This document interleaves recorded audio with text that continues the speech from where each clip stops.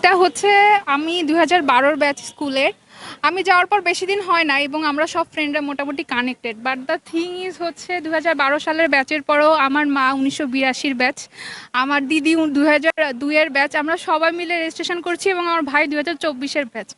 তো এটা আমাদের একটা হচ্ছে ফ্যামিলির স্কুল, মানে আমার ফ্যামিলির সবাই এখানে পড়েছে, আমার বাবাও ক্লাস 8 পর্যন্ত পড়েছে।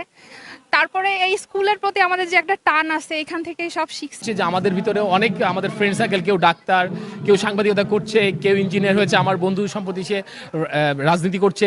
তো আমাদের সবাই ভ্যারাইটি আছে, আমরা সব দিকে সবার হেল্প পাই এবং সবার ভিতরে কমিউনিকেশনটা ভালো। এই প্রোগ্রামের মাধ্যমে কমিউনিকেশনটা আরও জোরদার হবে বলে আমরা মনে করছি। আমাদের যারা ফ্রেন্ড সার্কেল আমরা একসাথে ছিলাম, আমাদের ক্লাসমেটগুলো আসলে তারা তারা তাদের সাথে অনেকদিন পরে দেখা হয়েছে, অনেকদিন পরে। এর জন্য অনেক ভালো লাগতেছে, কারণ আমরা শুধু সবাই যে যার লাইফে চলে গেছি।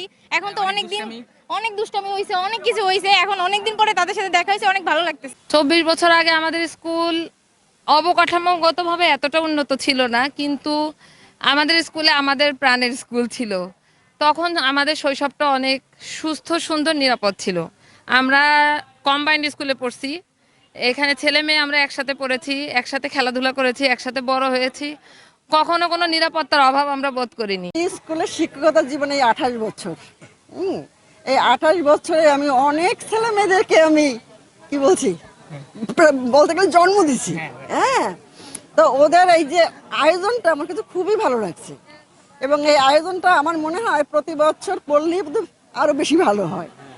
এদের এটা কি হয়, দেখা হয়, তারপর ভালো লাগে। আর ওরা যে এত বড় পদে আছে, এটা আমাদের অহংকার, এটা আমাদের গর্ব, এটাই আমাদের সার্থকতা।